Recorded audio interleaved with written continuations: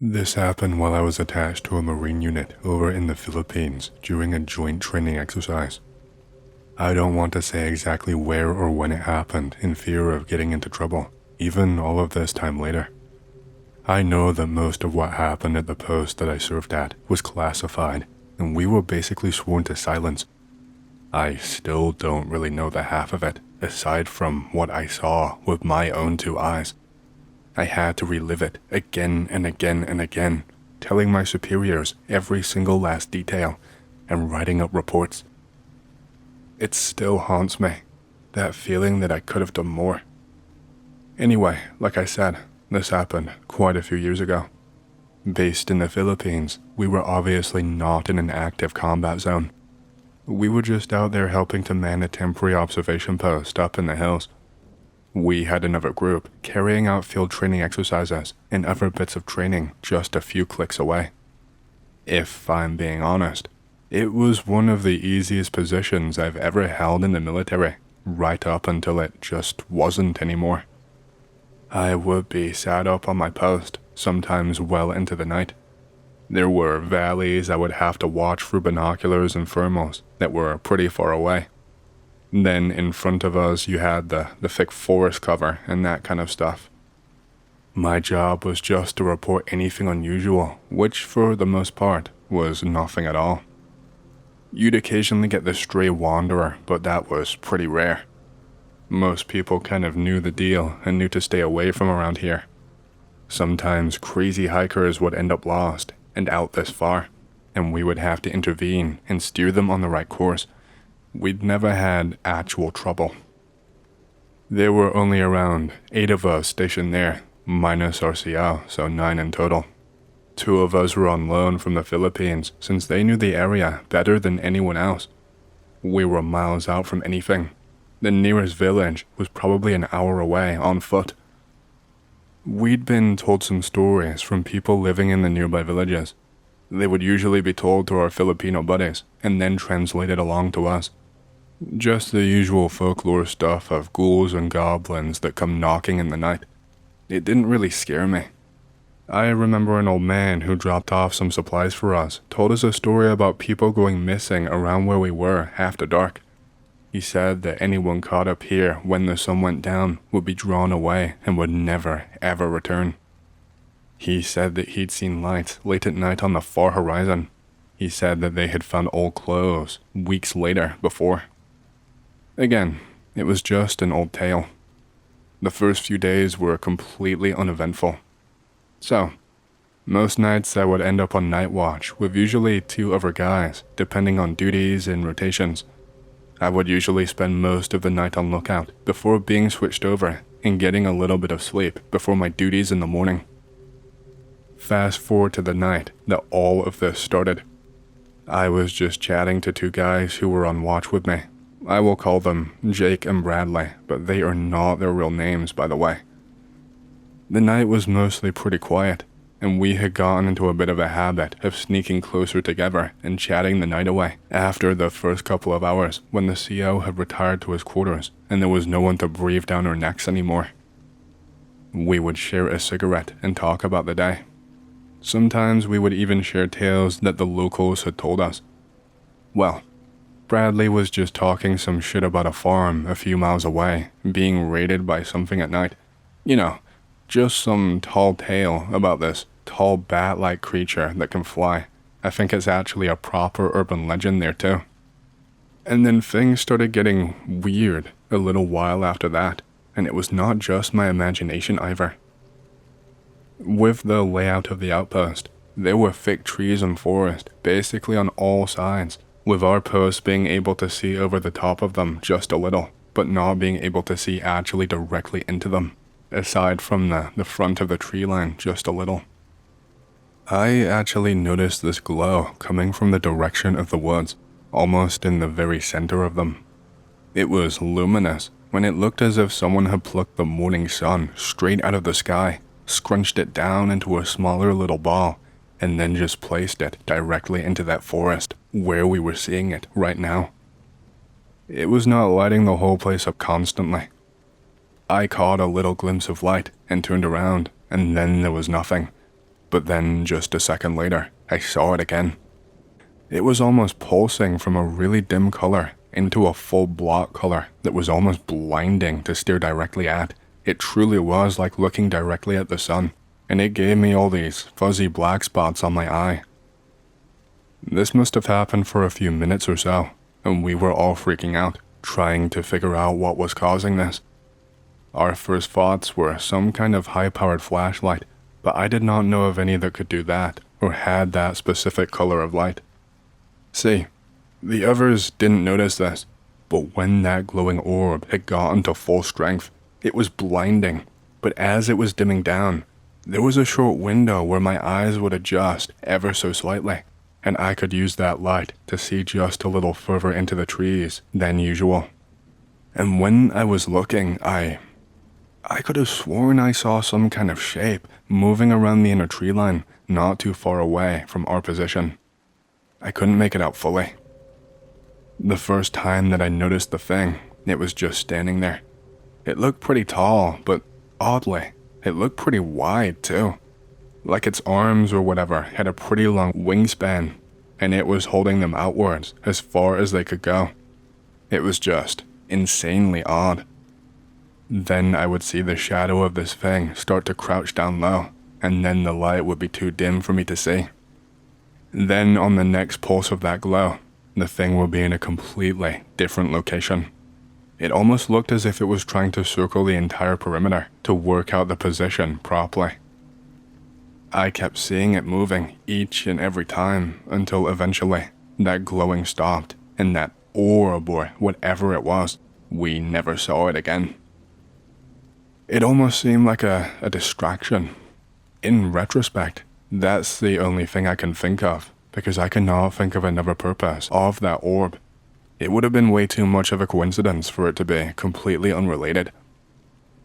Neither of the other two saw the figure when I did, and when I tried to bring this up, they just told me that the light was making my eyes go funny. They would not believe me at all. They asked me why an unarmed man with long arms would try sneaking up on an outpost like this in the dark. They told me it would be a complete death sentence, and that only an idiot would try and get himself killed at night like that. I mean, they weren't wrong, but at the same time, I was on really high alert now, and unfortunately, the weirdness did not stop there.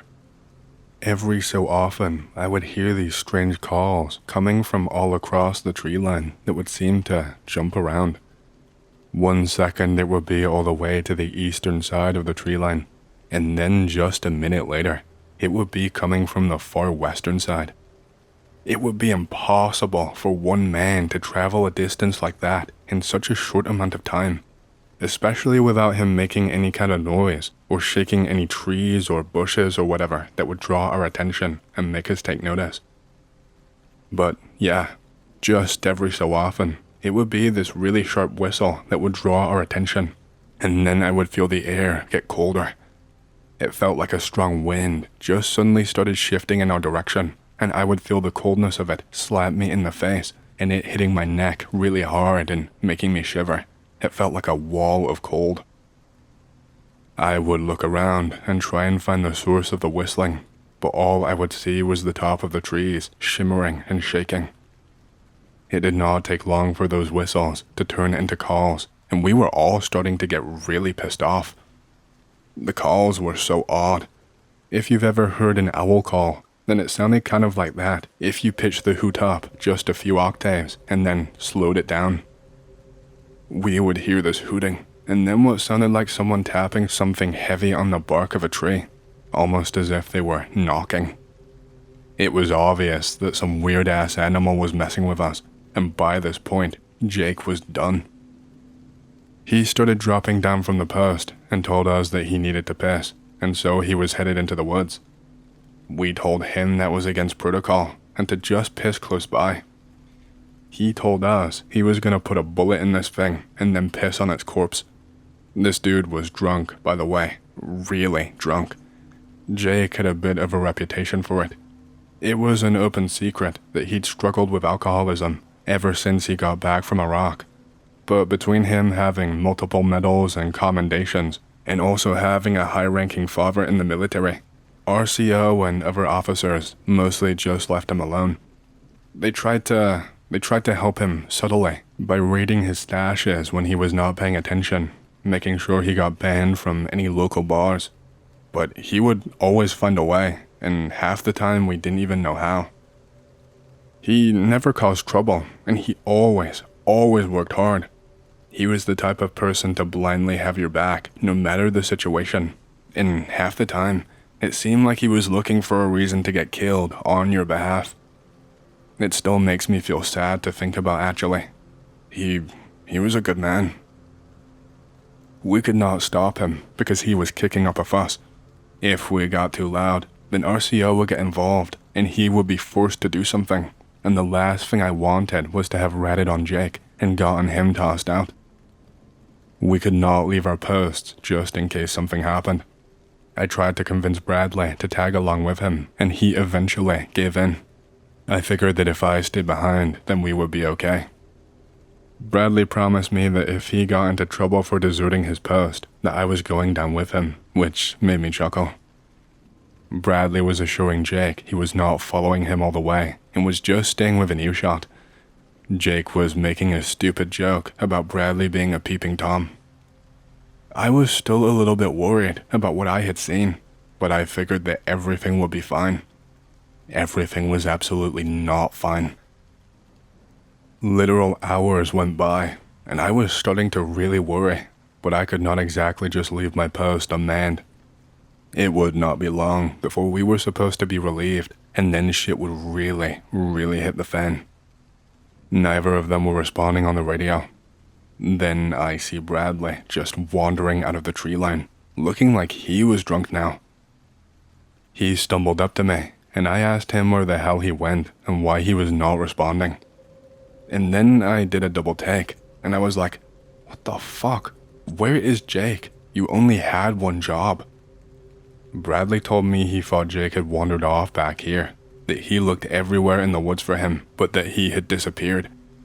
He said that he found the tree that he pissed on, and he saw the mark, but he could not find Jake. I told him I had not seen him. Then I asked what took him so long. Bradley told me he thought he was walking back in a straight line, but must have gotten turned around because he ended up in a clearing that was dead silent. He said as he was walking, he kept on seeing a person in the trees and called out to them, thinking it was Jake trying to play a really terrible joke. But whenever he called out, they would just sprint away. He said that one time when this person ran away, he suddenly felt this gust of wind that he said actually physically knocked him on his ass. It was so strong. He said it came out of nowhere and kicked up everything in the area and then just never happened again. Bradley told me he never once heard the radio go off. He apparently tried to call both of us, but only got this high-pitched whine on the receiver, and he just gave up. He said he kept on getting turned around, and then just eventually ended up back here. We were both panicking now. We knew that we were fucked, and that Jake was definitely getting reprimanded. We decided that we would clue our replacements in when they came along, and go and search for Jake together. We were half hoping that he would just turn up and stumble back to the outpost. Worst case scenario, we hoped he was just taking a booze-induced nap on some soft grass. I think we waited there for around an hour, just pacing back and forth nervously when we were finally relieved. The other guys could not believe what we had told them. They agreed to keep quiet until we found Jake. We searched in those woods for a long time, and all we found was footprints in the dirt, if you could even really call them footprints. The footprint, it just looked like 4 sharp, evenly spaced prongs that had been pierced straight into the ground with barely any impression in the middle. These prints seemed to continue on all around the place, but they would randomly just stop and then reappear a distance away, which should have been impossible. It was as if whatever had made them was just picked up off of the ground and then placed somewhere else and then just carried on walking. Either that or it was moving through the trees, but I could not think of any animal predator around the area that would do that. I mean, heck, I couldn't think of any animal with these fucking prints either. None of it added up. None of it made sense. We did find Jake eventually, and I really wish that we hadn't. He was a mess. He was not all there, and I mean that literally. Jake was slumped up against a tree and was completely naked, except for where there were still a few bits of torn fabric that looked like they were superglued to parts of his body. It did not look like he removed them himself. It looked as if they were torn off of him. His radio was on the ground just a few feet away, and it looked as if it had been crushed in a way that split it into two thick pieces just in one fell swoop. And Jake, he was partially torn apart. It was horrible. One of his arms looked as if it had been dislocated, while the other had these deep slashes all across it. And the upper arm, it was basically barely hanging on by some stringy tendons. All the bone was completely visible, and it made me want to be sick. There were slashes all over the rest of the body, and it looked as if the bottom of the stomach had been pierced, and all of its contents had just been emptied out onto the floor. There was just nothing that we could do now. We were fucked. I didn't know any animal that could have done something like this. Bradley and I had to try and cover Jake's body with our jackets, and we tried to carry him back as discreetly as we could, so that no one else had to witness that horrible sight. They ended up seeing anyway, since our jackets barely covered anything. RCO was furious, but he seemed to not really share my same concern. We were reprimanded, of course, and I tried to tell him what I saw, but he was convinced it was just an animal and that Jake had gotten himself killed by being his usual stupid drunk self. I think he was more concerned with his own superiors coming down on him hard. He told us that he would handle it and not to cause any more trouble and to keep tight-lipped until an investigation was complete. And we were basically sent back to our duties and were just told to be on high alert. A dead soldier, no matter the circumstances, accidental or otherwise, was a big fucking deal. And everything that was going on, the conversations that were had, there was a lot more to it than what I am mentioning here. But all of that was not resolved until after a few more days. And the next night, things just got worse. Our rotation was changed to compensate for Jake's tragic death, and we instead had someone who I will call James on lookout with us. We did not really talk much that night. We were all just standing around while dead silent. The woods were pretty silent that night too, for the most part, until we saw that glow once again. Bradley was getting pretty antsy. I noticed him scratching at the skin on his neck pretty aggressively on more than one occasion, and I could see that he had a big red patch where there was a rash starting to form.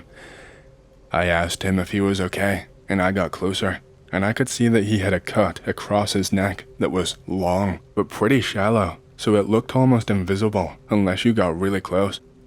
It was bleeding now, which is why I could see it so clearly. He kept telling me he needed to check the woods, that he needed to check that glow, that he had to go and find out what it was. James was listening in, and he looked like he was about to cry, but he just kept silent. I told Bradley to sort himself out and straighten up and to concentrate. Once that glow stopped, he started acting normally again. He stopped itching, and he just went back to watching.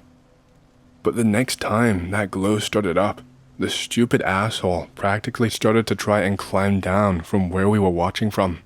He was trying to jump down the 15 or 20 feet or so from our position when there was a ladder right next to him. He seemed like he was drunk now too, even though I knew he had not had a drop. I rushed over and I grabbed him, and he kept on trying to struggle and fight me, telling me he needed to see what the glow was. I asked why, and he went silent for a while, like he didn't really have an answer. And then after a while, he just burst out with, "I need to avenge him." That did not sound like Bradley at all. He was normally so level-headed and the most mature out of the bunch of us, but now he was acting like a stupid kid. When the glow faded again, he stopped struggling against me. He was sweating and panting, and I asked him why he was being so weird. When I said this, he looked so puzzled and asked me what the hell I was talking about and why I was gripping onto him and why he was on the floor. When I explained to him, his face went white, and I shit you not, he started telling me to keep my eye on him. He started begging me to not let him leave. I don't even know what happened. I only took my eyes off of him for what felt like a minute or so. I'll admit, I was incredibly tired because I had barely slept the last day or so, and I was just running off of a 30-minute power nap, and my body was having these micro-sleeps while I was standing up. I remember just jolting awake out of nowhere, and that glow was back, and I could not see Bradley up there with us anymore. I shouted at James, and he just looked at me with these wide eyes. His pupils looked massive, as if he was high on something. And I saw Bradley down below, and it was one of the most terrifying sights I had ever seen before. Bradley was moving towards the woods, but he was not walking. He was floating there. His feet were off of the ground by just a few inches, and he was leaning back with his back arched and his head basically facing up to the sky. He had this glow around his body, just a few inches outwards from him. It was this blue glow, and it looked almost like an aura enveloping him, and he was floating off at a speed that was quicker than walking pace. I ran over, and I smacked James across the face and told him to fucking help me, and I basically dived down the ladder and started running after Bradley. I did not have time to stop, but I made sure to emergency radio everyone. I just told them that Bradley was being taken and told them to follow me into the woods. James could not keep up with me, and I was just following the vague blue glow that I could see in the distance. I eventually got to this clearing where the glow had clearly stopped. I saw Bradley. He was just hanging there in the air, and something was holding him by the neck. This thing was around 6 feet tall and had these veiny, almost jagged wings that seemed to stretch almost as far wide as it was tall.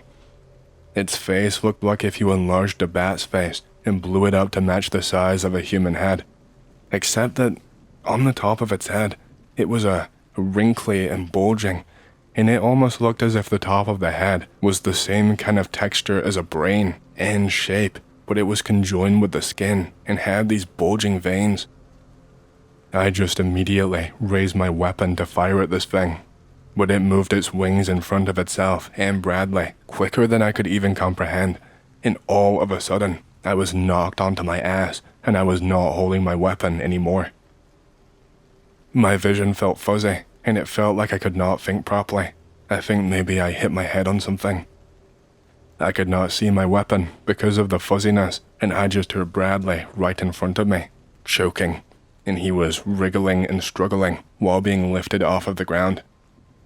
I just ran at this thing like a fucking moron, and I charged it. I couldn't think straight. It was all that I could think to do. It moved one of its wings again and basically smacked me with it. It felt a lot heavier than it looked in person. I could feel that my nose was bleeding and I was on my belly, and I could see Bradley starting to foam at the mouth, and he was trying to choke out words, but he couldn't manage them. Then, out of nowhere, the thing was stumbling backwards because James had finally caught up and had enough of a brain to realize what was going on and took a shot at this thing. It stumbled backwards and released its grip on Bradley, and I just crawled over and I grabbed him, and I tried my best to pull him away, even if I was off balance and could not keep myself upright properly. I was just dragging him along by his feet because it was all I could do. I could not manage the energy to actually lift him up. And this thing, whatever it was, it just suddenly stood tall on its claw-like feet, and then it rose into the air a few feet. And then, as quick as a flash, it suddenly lunged towards me in my direction. It had sunk its claws right into Bradley's shoulders, and he was just screaming in agony. It had pierced them deep below the flesh, and it was pulling back and was refusing to let him go, and I was just clinging onto his legs for dear life, in this kind of bear hug so that I got the best grip possible. This thing was letting out this horrible, high-pitched shriek right in my direction, and it was close enough that I could feel a heat wave of its hot breath hitting my face. It smelled like rotting meat. I was just hanging on to Bradley for dear life, and this thing just kept pulling at him from his shoulders. It was still in the air. It kept trying to take off and take Bradley with him, and it was twisting its feet claws in deeper and causing Bradley to scream louder and just beg for it to stop. And then, I'm not sure what happened or what it even did. One second I'm caught in this tug of war, and the next second I just went flying backwards. For a second I thought maybe this thing had given up and decided to let Bradley go, but it didn't. I was just laid there for a very long time, trying to process what I was seeing. I was still holding on to Bradley's legs, but that was all that I was holding on to. This thing had literally separated Bradley's upper half from his lower half and was now ascending into the air and carrying him off. There was blood and bits just dripping down from the sky from Bradley onto me and onto the grass. I can still see Bradley's open mouth look of surprise when I close my eyes. Just that look of terror mixed with shock that was permanently frozen on his face when he died. I can only hope that he died before he felt any of it, before he felt any of the pain. I hope it was quick. The thing seemed to hover high into the air before turning and pointing its head down towards me.